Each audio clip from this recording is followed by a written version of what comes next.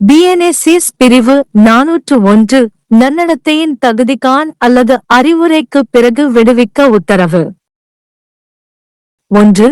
21 வயதுக்குட்பட்ட எந்தவொரு நபரும் அபராதம் அல்லது 7 ஆண்டுகள் அல்லது அதற்கும் குறைவான சிறை தண்டனையுடன் கூடிய ஒரு குற்றத்திற்காக தண்டிக்கப்படும் போது, அல்லது 21 வயதுக்குட்பட்ட எந்தவொரு நபரும் அல்லது எந்தவொரு பெண்ணும் மரண தண்டனை அல்லது ஆயுள் தண்டனை விதிக்கப்படாத ஒரு குற்றத்திற்காக குற்றவாளி என தீர்ப்பளிக்கப்பட்டு, குற்றவாளியின் வயது, குணாதிசயம் அல்லது முன்னோடிகளை கருத்தில் கொண்டு குற்றவாளிக்கு எதிராக எந்த முந்தைய தண்டனையும் நிரூபிக்கப்படவில்லை.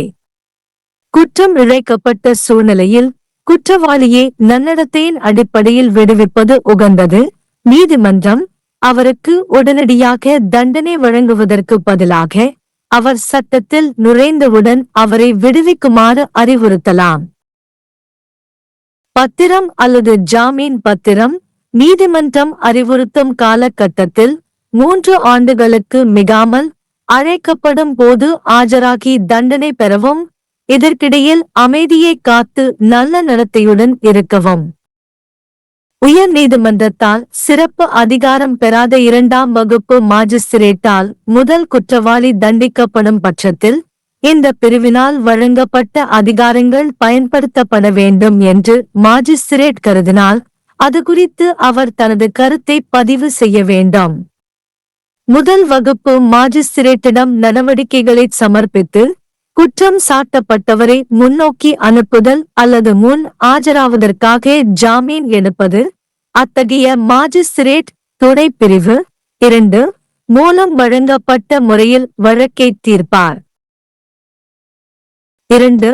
துணை பிரிவு 1 மூலம் வழங்கப்பட்ட முதல் வகுப்பு மாஜிஸ்திரேட்டுக்கு நடவடிக்கைகள் சமர்ப்பிக்கப்பட்டால் அத்தகைய மாஜிஸ்திரேட் அத்தகைய தண்டனையை வழங்கலாம் அல்லது வழக்கை முதலில் விசாரித்திருந்தால் அவர் நிறைவேற்றிய அல்லது செய்திருக்கக்கூடிய அத்தகைய உத்தரவை வழங்கலாம். மேலும் விசாரணை அல்லது கூடுதல் ஆதாரம் தேவை என்று அவர் நினைத்தால் அவர் அத்தகைய விசாரணையை மேற்கொள்ளலாம் அல்லது அத்தகைய ஆதாரத்தை அவரே எடுக்கலாம் அல்லது அத்தகைய விசாரணை அல்லது ஆதாரங்களை உருவாக்க அல்லது எடுக்கப்பட வேண்டும். 3. பாரதிய நியாய சன்ஹிதா 2023 இன் கீழ் திருட்டு, கட்டிடத்தில் திருட்டு, நேர்மையற்ற முறைகேடு, ஏமாற்றுதல் அல்லது ஏதேனும் குற்றத்திற்காக ஒருவர் குற்றம் சாட்டப்பட்டால் 2 ஆண்டுகளுக்கு மிகாமல் சிறை தண்டனை அல்லது அபராதத்துடன் தண்டிக்கப்படும் எந்தவொரு குற்றமும் மேலும் அவருக்கு எதிராக எந்த முந்தைய தண்டனையும் நிரூபிக்கப்படவில்லை, அவர் குற்றவாளியின் வயது, குணாதிசயம், முன்னோடி அல்லது உடல் அல்லது மனநிலை மற்றும் குற்றத்தின் அற்பமான தன்மை ஆகியவற்றை கருத்தில் கொண்டு அவர் தண்டிக்கப்பட்ட நீதிமன்றம் பொருத்தமானது என்று நினைத்தால் அல்லது குற்றம் செய்யப்பட்ட எந்த சூழ்நிலையிலும் அவருக்கு தண்டனை வழங்குவதற்கு பதிலாக உரிய அறிவுரைக்கு பிறகு அவரை விடுவிக்கவும். 4. இந்த பிரிவின் கீழ் ஒரு ஆணை எந்த மேல்முறையீட்டு நீதிமன்றத்தினாலோ அல்லது உயர் நீதிமன்றம் அல்லது அமர்வு நீதிமன்றத்தினாலோ அதன் மறுசீரமைப்பு அதிகாரங்களை பயன்படுத்தும் போது செய்யப்படலாம். 5. எந்தவொரு குற்றவாளியை பொறுத்தமட்டில் இந்த பிரிவின் கீழ் உத்தரவு பிறப்பிக்கப்பட்டால் உயர் நீதிமன்றம் அல்லது அமர்வு நீதிமன்றம் அத்தகைய நீதிமன்றத்திற்கு மேல்முறையீடு செய்யும் உரிமை இருக்கும்போது அல்லது அதன் மறுசீரமைப்பு அதிகாரங்களை பயன்படுத்தும் போது மேல்முறையீட்டின் போது ஒதுக்கி வைக்கலாம். அத்தகைய உத்தரவு மற்றும் அதற்கு பதிலாக சட்டத்தின்படி அத்தகைய குற்றவாளிக்கு தண்டனை வழங்குதல். இந்த துணைப்பிரிவின் கீழ் உயர்நீதிமன்றம் அல்லது செஷன்ஸ் நீதிமன்றம் குற்றவாளி தண்டிக்கப்பட்ட நீதிமன்றத்தால் விதிக்கப்பட்ட தண்டனையை விட பெரிய தண்டனையை வழங்காது. 6. பிரிவுகள் 140, 143 மற்றும் 414 இன் விதிகள் இந்த பிரிவின் விதிகளின்படி வழங்கப்படும் ஜாமீன்களின் விஷயத்தில் இதுவரை பொருந்தக்கூடியவை. 7. நீதிமன்றம் துணைப்பிரிவு ஒன்று, இன் கீழ் ஒரு குற்றவாளியை விடுவிப்பதற்கு முன் ஒரு குற்றவாளி அல்லது அவரது ஜாமீன் ஏதேனும் இருந்தால் நீதிமன்றம் இருக்கும் இடத்தில் ஒரு நிலையான இருப்பிடம் அல்லது வழக்கமான ஆக்கிரமிப்பு உள்ளது என்று திருப்தி அடைய வேண்டும். நிபந்தனைகளை கடைபிடிப்பதற்காக பெயரிடப்பட்ட காலத்தில் குற்றவாளி வாழக்கூடிய செயல்கள் அல்லது 8.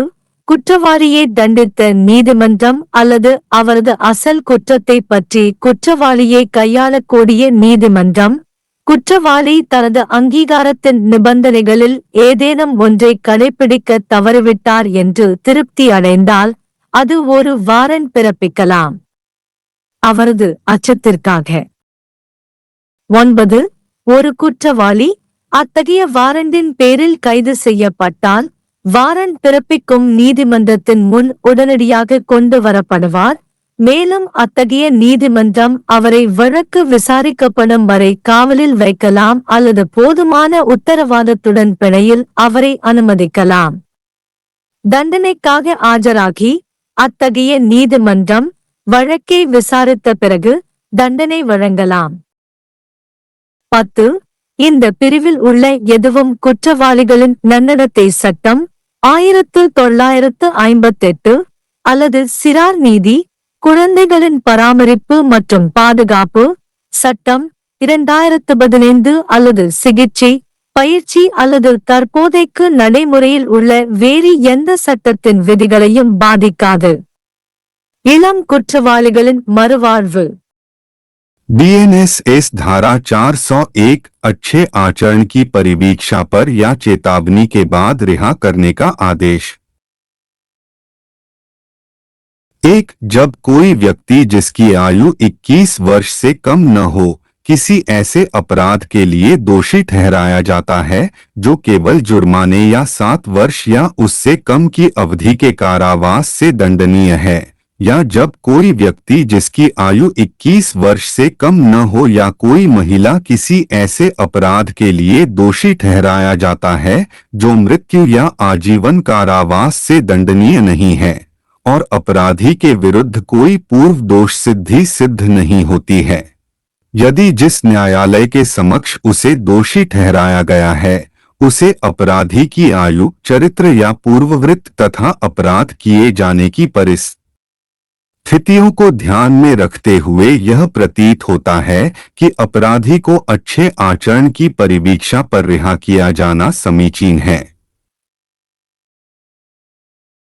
तो न्यायालय उसे तत्काल कोई दंड देने के बजाय यह निर्देश दे सकता है कि उसे न्यायालय द्वारा निर्देशित अवधि 3 वर्ष से अधिक नहीं के दौरान बुलाए जाने पर उपस्थित होने और दंड प्राप्त करने के लिए बांड या जमानत बांड पर रिहा किया जाए तथा इस बीच शांति बनाए रखें और अच्छे आचरण का पालन करें,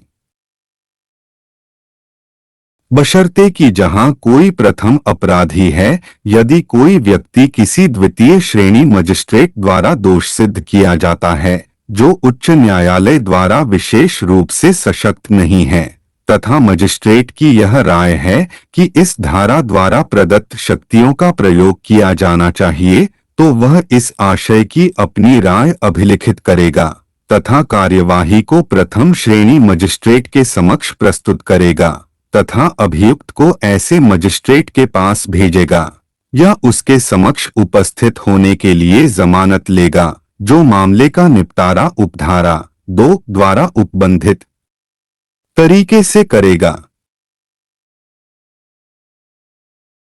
2. जहां कार्यवाही उपधारा 1 द्वारा उपबंधित प्रथम श्रेणी मजिस्ट्रेट के समक्ष प्रस्तुत की जाती है, वहां ऐसा मजिस्ट्रेट तत्पश्चात ऐसा दंडादेश पारित कर सकता है या ऐसा आदेश दे सकता है जैसा वह पारित कर सकता था या दे सकता था यदि मामले की सुनवाई मूल रूप से उसके द्वारा की गई होती तथा यदि वह किसी बिंदु पर आगे की जांच या अतिरिक्त साक्ष्य को आवश्यक समझता है तो वह स्वयं ऐसी जांच कर सकता है या ऐसा साक्ष्य ले सकता है या ऐसी जांच या साक्ष्य किए जाने या लिए जाने का निर्देश दे सकता है।